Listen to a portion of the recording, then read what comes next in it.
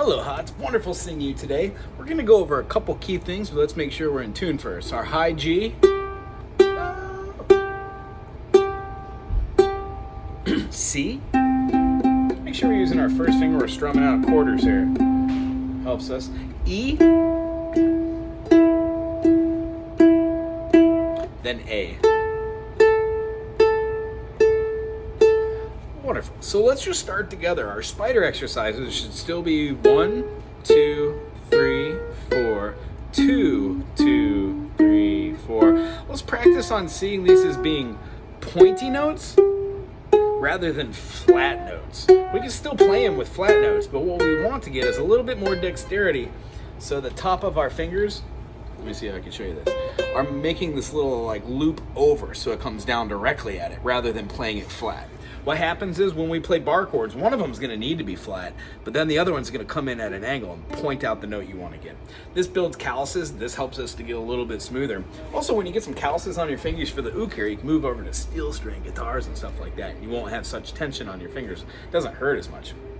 So what I like to do is after our spider exercises, doing them, I don't know, maybe 6, 7 times, going from the top one and not stopping so you can feel the difference between your top 4th fret here and your 1st fret. If I were to go real slow, it would look like this. This is about the tempo which you should be going to get each note the same amount of duration. See how I went from that top note to the bottom string? There was no lag, no stopping. Do this until you can get all these going like this. That's when you know it's time to move on from our spider exercises to go to the next movement. That means we're fluid enough to hear how one goes into another. The next step simply would be doing them backwards.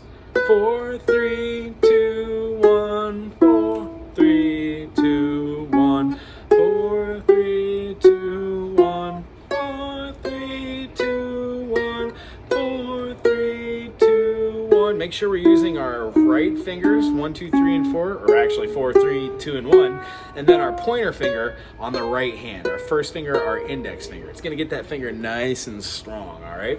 Our second exercise is just going to be going over what we went over the last couple weeks, but we're putting it all together. So C major is going to go to a D minor. That D minor looks exactly like an F major, except we're going to drop our 3rd finger right below our A note here, played by our 2nd finger. So both of those fingers are on that fret.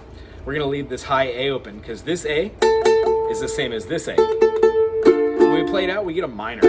Doesn't sound happy, kind of melancholy. So to review, C major, then we've got a D minor. Our next note is going to be an E minor. Our 4th is going to be an F major. Our 5th is going to be our G major. Our 6th is going to be our A minor.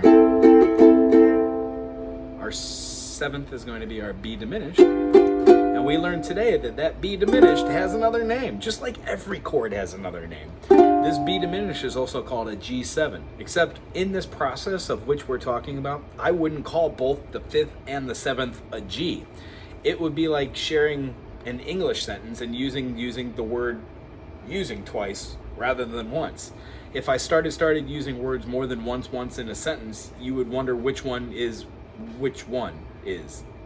It gets confusing. So C, D, E, F, G, A, G, C isn't easy to say, but C, D, E, F, G, A, B, C linearly is. So what we do is we can't leave out a letter ever. Sharps and flats, depending on where we are, would have different significance. We'll get into that later.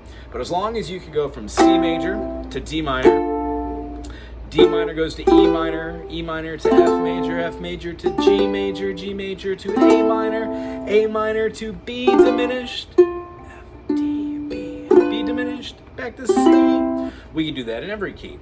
The reason why we learn it in C is there are no sharps and flats. If you were to move that whole thing up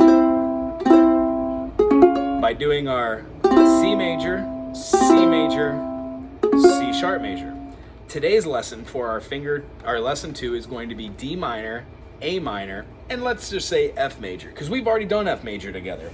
Here's our F major in first fingering. 1, 2, 3, 4. 1, 2. Now that we know how to do that, we can move it to our second fingering by doing the teeter-totter method, taking first finger off, putting our second finger to where the first finger was, and then our third finger comes on the fretboard. Both are F major, except now this F major can be scooched up a half step sharp to make an F sharp major. So here's the whole process. F major, F major, F sharp major, F major, F major, F sharp major. If you watch Arrested Development, I think that's the theme song. Something like that.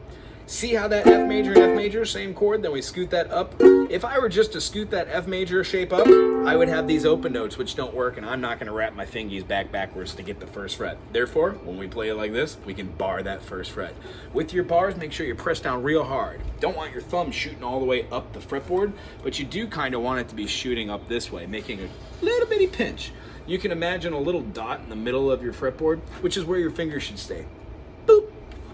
Alrighty, so our D minor would look like an F major, but we drop down our third finger here. If we were doing a teeter-totter, we would take off our first finger, put our second finger that's on the A now on the F, the finger that's on the D would go to the A, and our pinky would play that D now, giving us a D minor first, D minor second, but now we can scoot that D minor up a half step to play a D sharp minor, or an E flat minor. That shape gets to move all the way up because now you possess bar chords. D minor, D minor, D sharp minor, D minor, D minor, D sharp minor. You can either do it in that rhythm or do it with lesson 2. 1 and 2 and 3 and 4 and 2 and 2 and 3 and 4 and 3 and 3 and 4 and 1 and 2 and 3 and 4.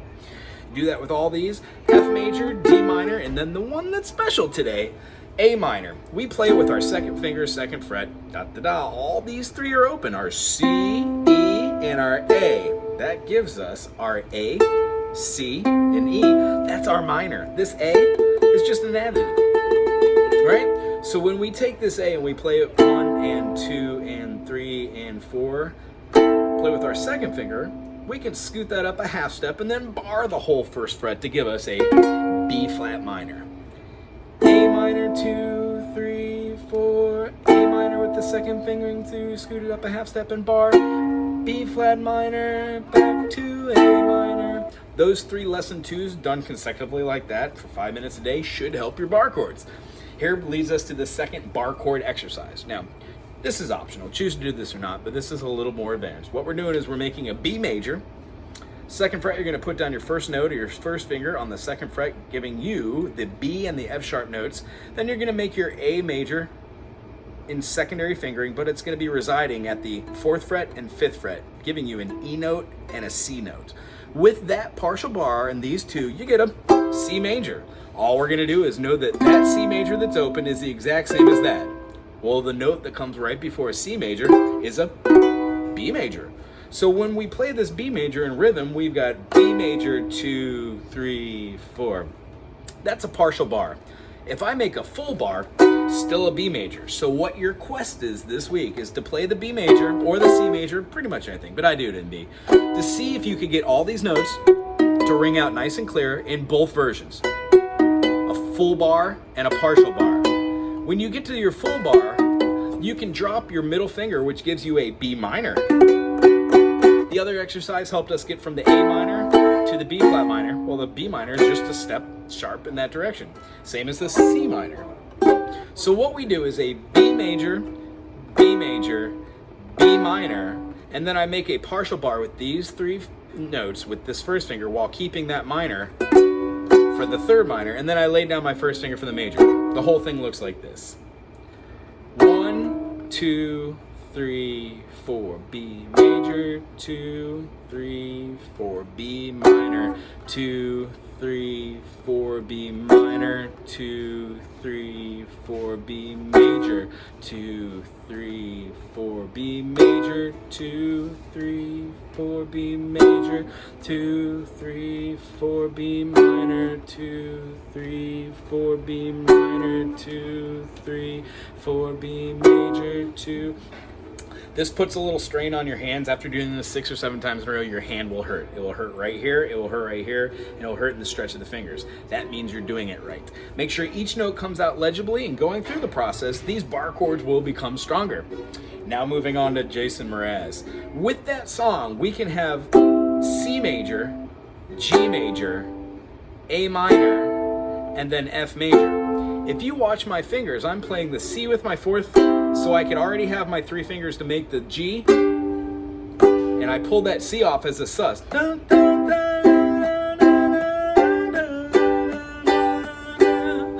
All 3 of my fingers are held up right here, so somewhere during the process, I might even switch to my secondary fingering.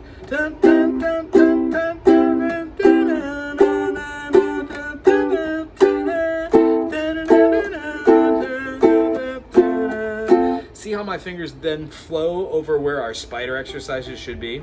Granted, it only takes off a split second, and it's something we'll work into, but you can see your C majors playing with your 3rd finger, per our spiders, or utilizing your 4th finger, knowing you're going to want to use your 3 fingers for the G major.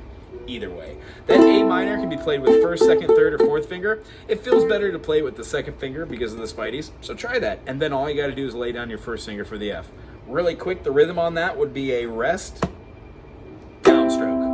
Rest, downstroke, rest, downstroke, rest, downstroke, rest, downstroke, rest, downstroke, rest, downstroke. Remember, all these are pointy notes, they're not flat notes. It will help you articulate the tone and get dynamics in the future when we're playing scales over the top. Here it is in fast. 1, 2, a 1, 2, rest first, rest down, rest down, rest down, rest down, rest down, rest down. A minor here. No